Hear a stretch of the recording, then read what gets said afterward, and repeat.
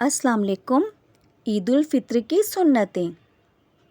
मिसवाक करना, गुस्ल करना, उम्दा कपड़े पहनना या नए कपड़े पहनना, या हमारे पास जितने भी कपड़े हैं उनमें जो सबसे अच्छे कपड़े हैं उन्हें पहनना और नमाज के लिए जाना।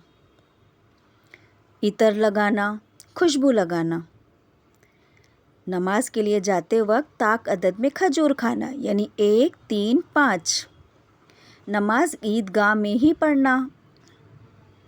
ईदगाह जल्दी जाना, ईदगाह पैदल जाना।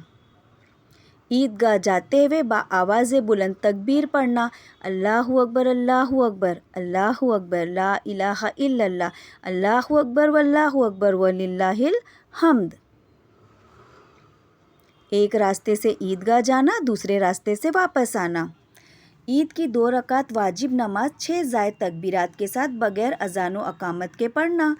पहली रकात में इमाम सूरे आला पढ़े और दूसरी रकात में सूरे गाशिया पढ़े। ये सुन्नत है। नमाज ईद के बाद बैठे रहना और खुतबा सुनना। खुतबे के लिए बैठे रहना सुन्नत मौक़िदा है। खुतबे के दौरान खामोश रहना और खुतबा बगौर सुनना वाजिब है। ईदगाह में नमाज ईद से पहले या बाद में कोई भी नफिल नमाज पढ़ना ममनू है, यानी मना है। ईदेन की रातों में जागना और इबादत करना। आप सबको मेरी तरफ से बहुत बहुत ईद मुबारक।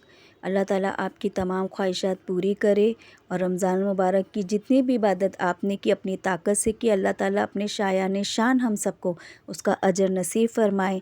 जज़ाकल्लाहु खैरन कसीरन कसीरा। अल्लाह हाफिज़।